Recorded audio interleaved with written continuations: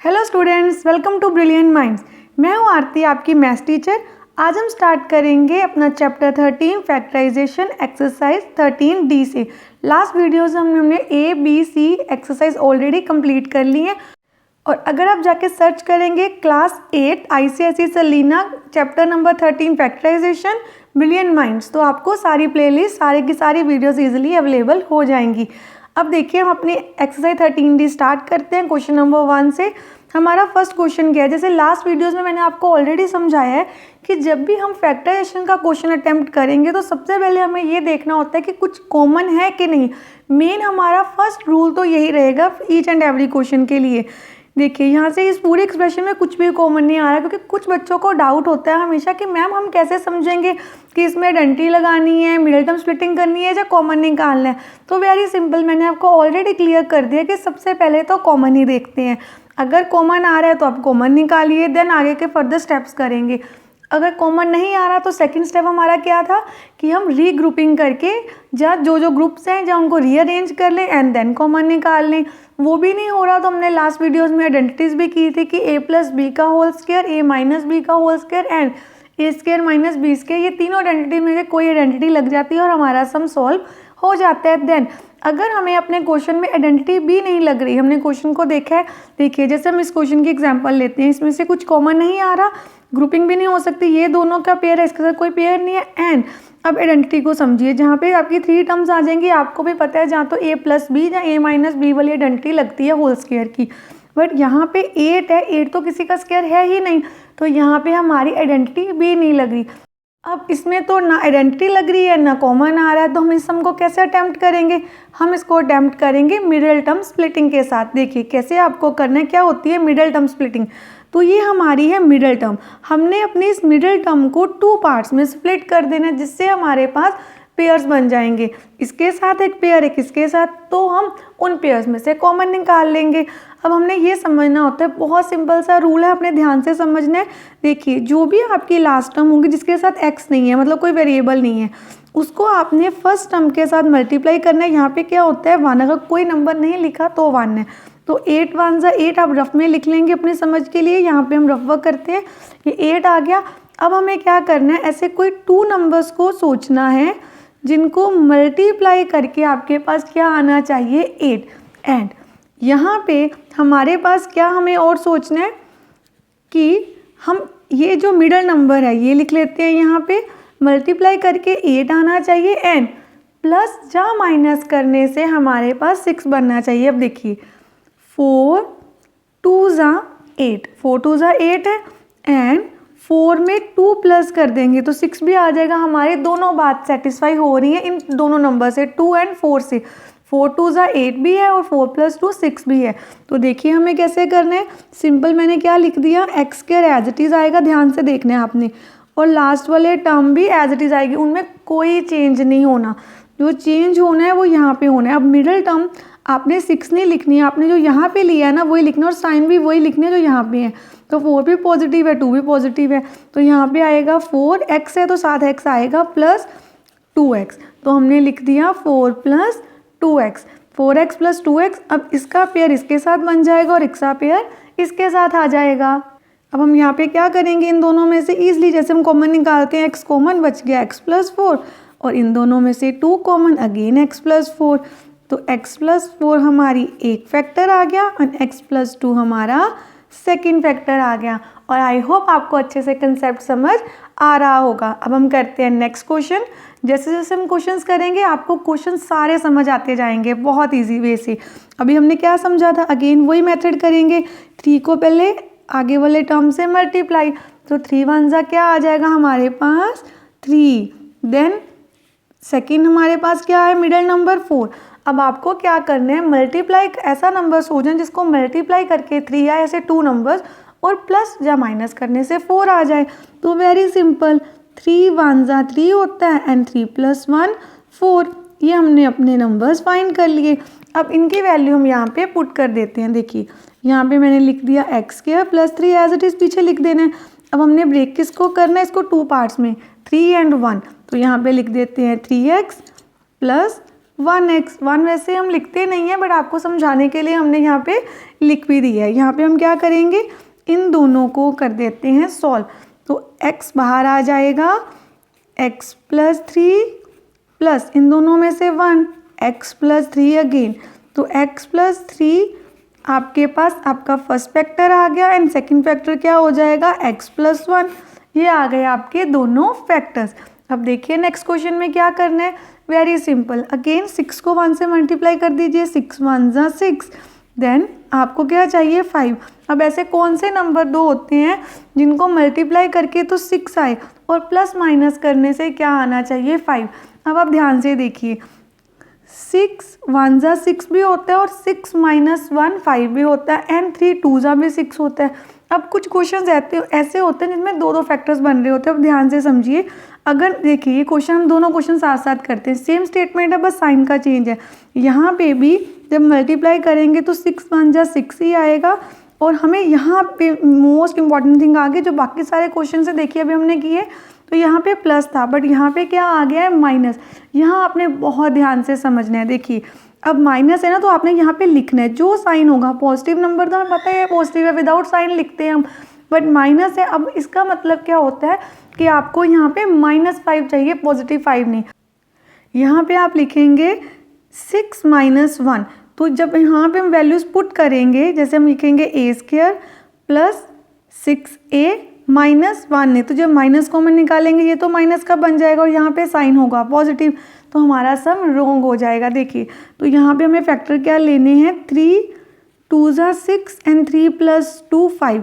अभी मैं आपको एक्सप्लेन करूँगी यही थिंग नेक्स्ट क्वेश्चन में, तो आपको और अच्छे से क्लियर हो जाएगा यहाँ पे कि हमने ऐसे क्यों किया, हमने 6 1 जा 6 क्यों नहीं लिया। अब यहाँ देखिए, यहाँ पे हम ले रहे हैं 3a + 2a।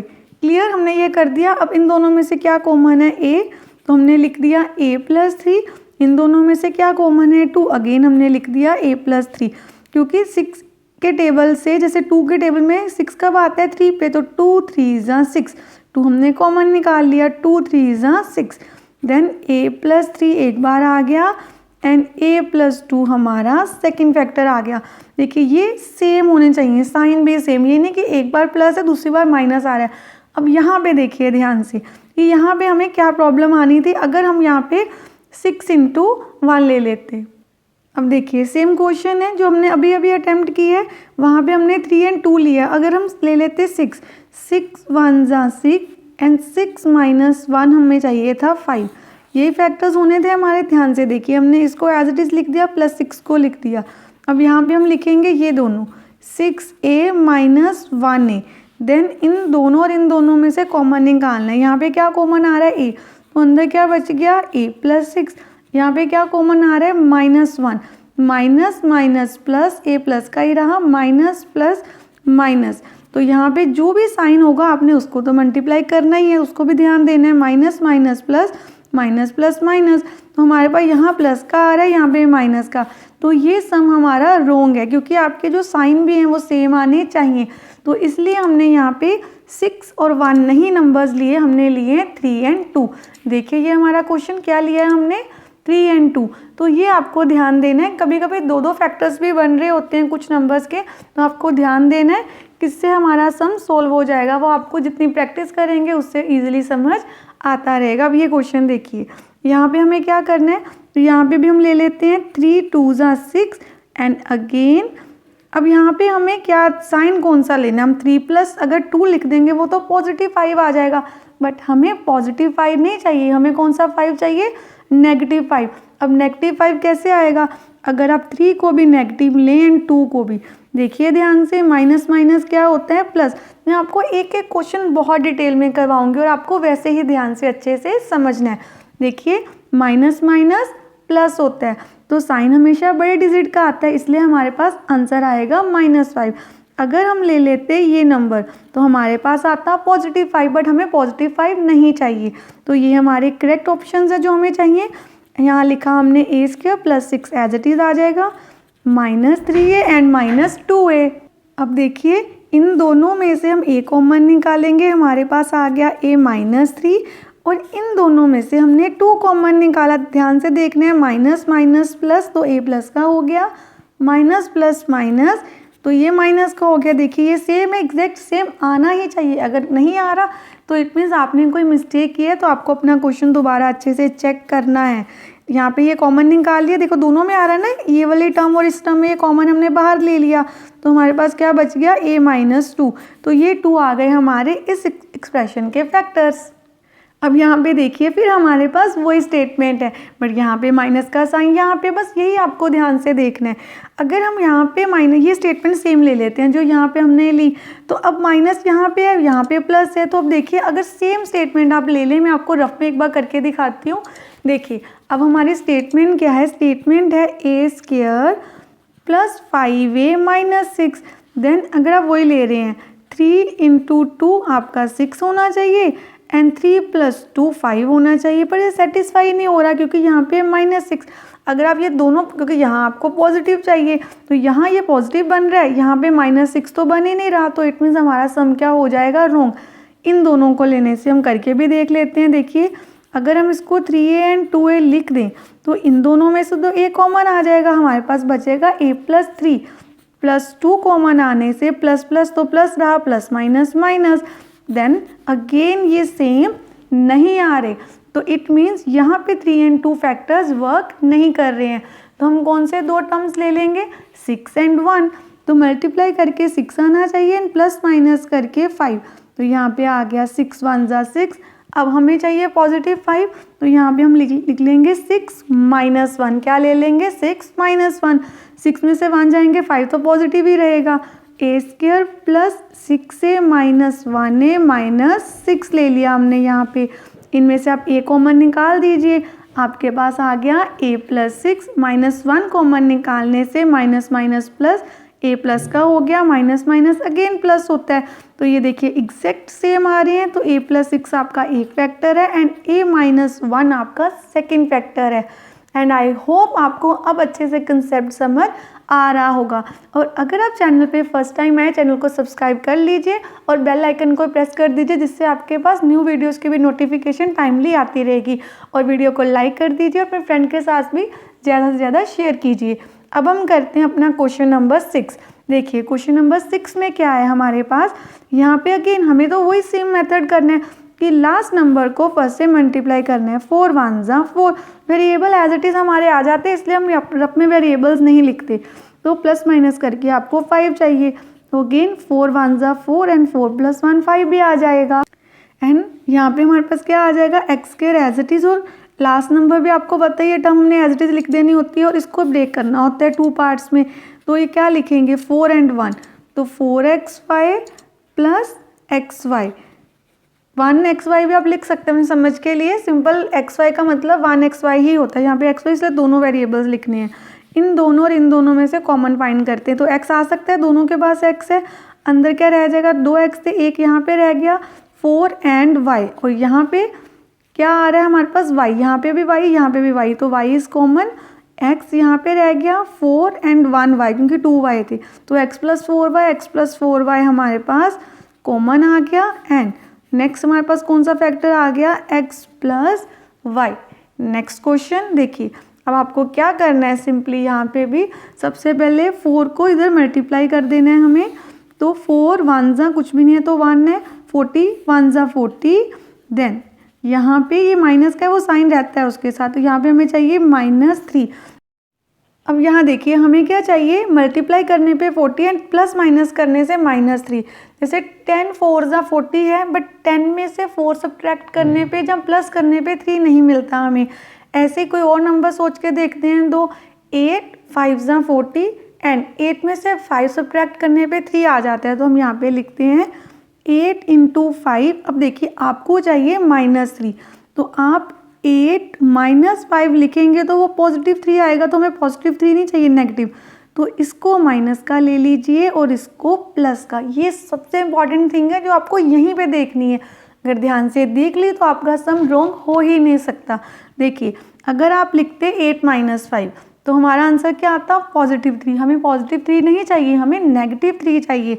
तो इसलिए हम यहाँ पे लिख रहे हैं -8 + 5। सबसे इम्पॉर्टेंट थिंग हमारी यहीं पे हो जाती है। हमने ये रफ वर्क ठीक कर लिया तो हमारा क्वेश्चन रॉन्ग हो ही नहीं सकता। चलिए अब हम करते हैं अपना नेक्स्ट क्वेश्चन। अब देखिए क्वेश्चन अटेम्प्ट करने में हम क्या करेंगे, -40 एज इट इज़।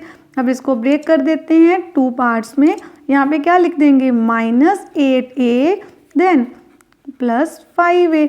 अब इन दोनों और इन दोनों में से कॉमन निकाल लेते हैं। a कॉमन आ गया, a -8 + 5 then plus plus plus ही रहा, प्लस माइनस माइनस। 5 8 ज़ा 40 होता है, 5 8 ज़ा 40। a -8 आपका एक फैक्टर आ गया एंड सेकेंड फैक्टर आ गया a + 5। अब देखिए इस क्वेश्चन में हमें क्या चाहिए, 72 1 ज़ा 72 मल्टीप्लाई करके 72 एंड प्लस माइनस करने से -1, क्योंकि यहाँ पे कुछ भी नहीं है तो 1 है। देन अब कौन से दो नंबर हो सकते हैं, अब देखिए सिंपली 9 8 ज़ा 72 होता है एंड 9 में से अगर आप 8 माइनस कर देंगे तो 1 आ जाएगा। अगेन यहाँ पे भी यही समझना है कि हमें 1 नहीं चाहिए, हमें क्या चाहिए, -1। तो हमें 9 को माइनस और 8 को प्लस का लेना होगा, क्योंकि साइन हमेशा बड़े डिजिट का आता है। माइनस प्लस माइनस, 9 में से 8 गए 1 -1। देन यहाँ पे हम पुट कर देते हैं value x² -72 as it is. Then यहाँ पे क्या आ जाएगा, 9x + 8x। हमने इसको स्प्लिट कर दिया 2 पार्ट्स में, 9x एंड 8x में। अब इन दोनों और इन दोनों में से कॉमन निकाल लेते हैं, x कॉमन, x -9 + 8 कॉमन, क्योंकि 8 के टेबल में 72 जाता है। देन प्लस माइनस माइनस, 8 9 ज़ा 72, x -9 आपका फर्स्ट फैक्टर आ गया और सेकंड फैक्टर आ गया x + 8। देखिए क्वेश्चन नंबर 9, यहाँ पे हमें क्या करना है, 24 1 ज़ा 24 आना चाहिए मल्टीप्लाई करके एंड -10 आना चाहिए प्लस या माइनस करने से। अब देखिए कौन से दो नंबर्स आप लेंगे, कौन से 2 डिजिट्स आप लेंगे, तो हम ले सकते हैं यहाँ पे 6 4 ज़ा 24 एंड 6 में 4 प्लस करके 10 भी आ रहा है, सिंपल। तो 6 4 ज़ा 24 एंड 6 + 4। अब अगेन अगर मैं यहाँ लिख दूंगी 6 + 4 तो वो तो +10 आ जाएगा, और हमें +10 नहीं चाहिए, हमें क्या चाहिए, -10। तो हम यहाँ क्या लिख लेते हैं, दोनों में माइनस माइनस कर देते हैं, तो आपका आंसर भी ठीक आ जाएगा। हमें चाहिए -10, माइनस माइनस प्लस, तो यहाँ पे 10 आ जाएगा। x² यहाँ पे एज इट इज़ लिख देते हैं, -6xy, क्योंकि यहाँ पे xy है, -4xy + 24y²। अब इन दोनों और इन दोनों में से कॉमन फाइंड कर लेते हैं। यहाँ पे क्या आ जाएगा, x कॉमन, अंदर क्या रह गया हमारे पास, x - 6y - 4, क्योंकि 4 के टेबल में 24 आता है, and y। Then minus minus plus, तो यहाँ पे आ गया positive x, minus plus minus, 4 6 या 24, एक y बाहर है, अंदर एक रह गया, तो ये हमारे पास सेम टर्म्स बच गई। दोनों में से एक ही सेम टर्म है तो हम बाहर निकाल लेंगे, अंदर क्या रह गया, x - 4y। ये दोनों आ गए आपके क्वेश्चन नंबर 9 के भी फैक्टर्स। अब यहाँ पे देखिए अगेन वही सेम बात कि कॉमन नहीं आ रहा और 6 किसी का स्केयर भी नहीं है, तो यहाँ पे ना तो आइडेंटिटी लग रही है ना कॉमन आ रहा है, तो मिडल स्प्लिटिंग ही करनी है। तो सेम रूल की लास्ट नंबर को फर्स्ट से क्या करना होता है, मल्टीप्लाई। 6 2 ज़ा 12, पहले 1 था लास्ट क्वेश्चन में, अब हमारे पास नंबर आ गया, तो 6 2 ज़ा 12 हो गया, और आपको मल्टीप्लाई करके चाहिए, प्लस माइनस करके चाहिए आपको 7 यहाँ पे। तो हम क्या ले लेंगे यहाँ पे, ध्यान से देखिए, 4 3 ज़ा 12 होता है, तो हम 4 3 ज़ा 12 एंड 4 + 3 7 भी लिख सकते हैं। तो ये 2a² as it is and +6 भी, क्योंकि हमें स्प्लिट करना होता है मिडिल टर्म को, तो यहाँ पे हमने लिख लिया 4a एंड +3a। तो इन दोनों और इन दोनों में से कॉमन निकालते हैं, 2 जाता है, 2 के टेबल में 4 आता है, तो 2a कॉमन आ गया, a + 2 + 3, यहाँ पे भी आ गया a + 2, 3 2 ज़ा 6 होता है, तो a + 2 आपका फर्स्ट फैक्टर आ गया, सेकंड आ गया 2a + 3। Then next question, again 2 3 ज़ा 6 आना चाहिए एंड -5, आपको -5 लेके आना है एंड यहाँ पे 6 लेके आना है, तो 3 2 ज़ा 6 भी हो गया, -5 कैसे आएगा, -3 एंड -2, माइनस माइनस प्लस, 3 में 2 ऐड कर दिए, 5 साइन बड़े डिजिट का, 3a² as it is, then +2 भी एज इट इज़ हमने लिख दिया। अब आपको सिंपली क्या करना है, इसको 2 पार्ट्स में डिवाइड, -a -2। देन इन दोनों और इन दोनों में से कॉमन निकाल देते हैं, 3a common, a -1 -2 common, a minus minus plus, a minus plus minus, 2 बाहर आ गया, तो 2 1 ज़ा 2, a -1 एंड 3a - 2 हमारा आंसर आ गया यहाँ पे। क्वेश्चन नंबर 12, अगेन 1 7 ज़ा 7। अब आपके पास क्या आ जाएगा, यहाँ पे हमें ये मल्टीप्लाई करके चाहिए एंड प्लस माइनस करने से -8। 7 तो 7 के टेबल में जाता है तो 7 1 ज़ा 7 एंड 7 में 1 ऐड करके आपके पास आ जाएगा 8, बट हमें +8 नहीं चाहिए। 7 + 1 तो +8 आएगा, हमें नेगेटिव चाहिए तो दोनों के आगे माइनस लेना होगा, माइनस माइनस प्लस। 7 में 1 ऐड करेंगे 8 आ गया साइन बड़े डिजिट का, तो 7b² minus 7b minus 1b plus 1। Then common निकाल लेते हैं, 7b कॉमन बच गया b माइनस 1 माइनस 1 कॉमन, दोनों में 1 है तो minus minus plus b minus plus minus 1। 1 1 ज़ा 1 ही होता है तो b माइनस 1 आपका एक फैक्टर आ गया एंड 7b माइनस 1 आपका सेकंड फैक्टर आ गया। क्वेश्चन नंबर 13, यहाँ पे हमें क्या करना है, सेम सबसे पहले 26 को 2 से मल्टीप्लाई करते हैं। 26 2 हमारे पास क्या आ गया 52 एंड हमें प्लस माइनस क्या करने से क्या चाहिए -17। देन देखिए 13 4 ज़ा 52 होता है एंड 13 में 4 ऐड कर देंगे तो -17 आ जाएगा, बट हमें माइनस का चाहिए तो दोनों में माइनस माइनस ले लेते हैं। तो यहाँ पे आ गया 2a² minus 13ab minus 4ab plus 26b²। अब यहाँ देखिए हमने क्या किया, यहाँ पे a कॉमन ले लिया तो हमारे पास क्या बच गया, यहाँ पे a बाहर आ गया, 2 as it is, a 2 a थे तो a के अंदर यहाँ पे 13b क्योंकि a आ गया है बाहर, माइनस 4 एंड 26 में देखो 4 के टेबल में 26 नहीं आता तो 2 के टेबल में दोनों आते हैं, हम 2 कॉमन निकाल लेते हैं। b यहाँ पे भी यहाँ पे b आ गया, माइनस माइनस प्लस यहाँ आ गया 2a, 2 2 ज़ा 4 and a minus plus minus 13, 2 13 ज़ा 26 एंड b देखिए एग्जैक्ट सेम आ गया तो 2a माइनस 13b हमारा एक फैक्टर आ गया एंड सेकेंड आ गया a minus 2b। Then next question में देखिए 6 2 ज़ा 12 आना चाहिए मल्टीप्लाई करके एंड प्लस माइनस करने से क्या चाहिए आपको, प्लस माइनस करने से चाहिए हमें 1 क्योंकि यहाँ पे कुछ भी नहीं है तो 1 है। तो सिंपली हम 4 3 ज़ा 12 एंड 4 में से 3 गए 1 लिख सकते हैं, 1 पॉजिटिव चाहिए इसलिए हमें यहाँ पे 4 को पॉजिटिव रखना है बड़े डिजिट को। तो 2x² plus 4xy minus 3xy minus 6y², इन दोनों में से क्या कॉमन आ जाएगा 2 एंड x बच गया हमारे पास, x plus 2y minus 3 and y common क्योंकि इसके पास भी y है, माइनस माइनस प्लस यहाँ पे आ गया x positive minus minus plus 3 2 ज़ा 6 होता है 2 एंड हमारे पास बच गया एक y, तो यहाँ पे x प्लस 2y कॉमन आ गया तो x प्लस 2y को बाहर निकाल लेते हैं, अंदर आ गया हमारे पास 2x माइनस 3y, ये आ गए हमारे दोनों फैक्टर्स।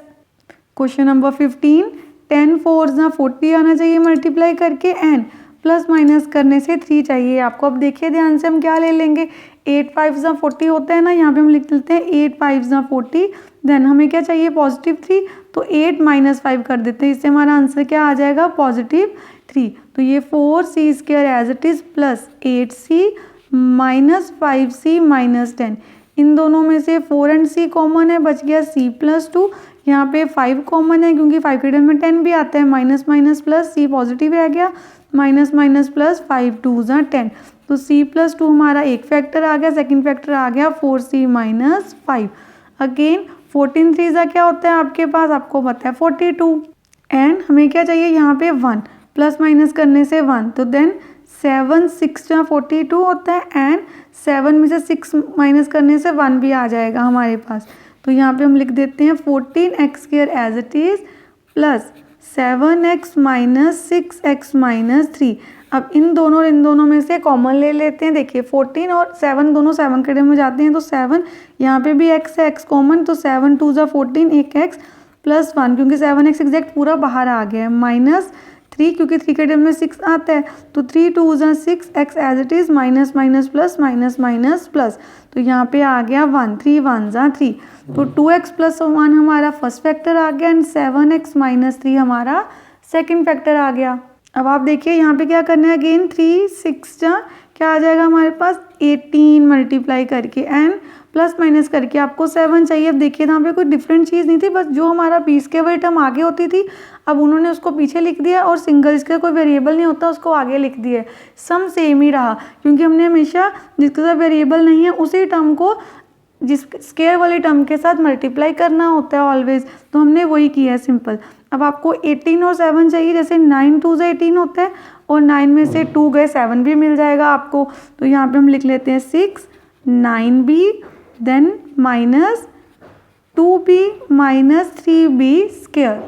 देन अब 6 एंड 9 दोनों में से 3 कॉमन है, 3 के में दोनों जाते हैं, 3 2 ज़ा 6 3 3 ज़ा 9 देन माइनस यहाँ पे देखिए 2 और 3 कुछ कॉमन नहीं है बट b कॉमन है तो b बाहर आ जाएगा, minus minus plus 2 positive minus minus plus 3 and एक p रह गया। तो 2 प्लस 3b आपका एक फैक्टर आ गया एंड सेकेंड आ गया 3 माइनस b। अगेन यहाँ पे भी सेम कर लेते हैं, 6 5 ज़ा 30 आपको चाहिए मल्टीप्लाई करने से एंड प्लस माइनस करने से चाहिए 7। देखिए हम क्या लेंगे अब, 10 3 ज़ा 30 होता है तो हम यहाँ लिख लेते हैं 10 3 ज़ा 30 और 10 में से 3 सब्ट्रैक्ट करने से पॉजिटिव 7 आ जाएगा 5 10x minus 3x minus 6x square. अब यहाँ पे 5 कॉमन आ रहा है तो बच गया 1 प्लस 2x माइनस 3x, दोनों कॉमन आ रहे हैं, 3 भी आ रहा है। यहाँ पे क्या बच गया माइनस माइनस प्लस, तो 1 क्योंकि 3x पूरा बाहर आ गया, माइनस माइनस प्लस 3 2 ज़ा 6 होता है और एक x भी बच गया। तो हमारे पास 1 प्लस 2x हमारा फर्स्ट फैक्टर आ गया एंड 5 माइनस 3x हमारा सेकंड फैक्टर आ गया। अगेन अब यहाँ पे देखिए 14 4 ज़ा कितना होता है 56 और आपको चाहिए 1 प्लस माइनस करने से। अब आपको 56 एंड 1 बनाना है तो देखिए 8 7 ज़ा 56 होता है और 8 में से 7 सब्ट्रैक्ट करने से आपका पॉजिटिव 1 भी आ जाएगा। तो 4 प्लस 8y माइनस यहाँ पे हम क्या ले लेंगे 7y माइनस 14y स्क्वायर, इन दोनों में से 4 common 1 plus 2y minus 7y common minus minus plus 1 7y पूरा एग्जैक्ट बाहर आ गया तो अंदर 1 बचेगा, माइनस माइनस प्लस 7 2 ज़ा 14 होता है और एक y अंदर रह गया तो हमारा फैक्टर क्या आ गया 1 प्लस 2y एंड यहाँ पे 4 माइनस 7y। ये आ गए हमारे दोनों फैक्टर्स। अब हमने आज इस वीडियो में चैप्टर नंबर 13D जो हमारी एक्सरसाइज है उसके क्वेश्चन नंबर 1 to 19 अच्छे से कंप्लीट कर लिए हैं। इन केस अगर आपको कोई डाउट है तो आप मुझे कमेंट सेक्शन में लिख सकते हैं। आई होप आपको इतना कंसेप्ट अच्छे से समझ आ गया होगा। अगर आपको वीडियो अच्छी लगी तो वीडियो को लाइक कीजिए और अपने फ्रेंड के साथ ज़्यादा से ज़्यादा शेयर कीजिए। अगर आप चैनल पर फर्स्ट टाइम आ रहे हैं सब्सक्राइब कर लीजिए और बेल आइकन को प्रेस कर दीजिए जिससे आपके पास न्यू वीडियो की नोटिफिकेशन भी टाइमली आती रहेगी। Thank you for watching.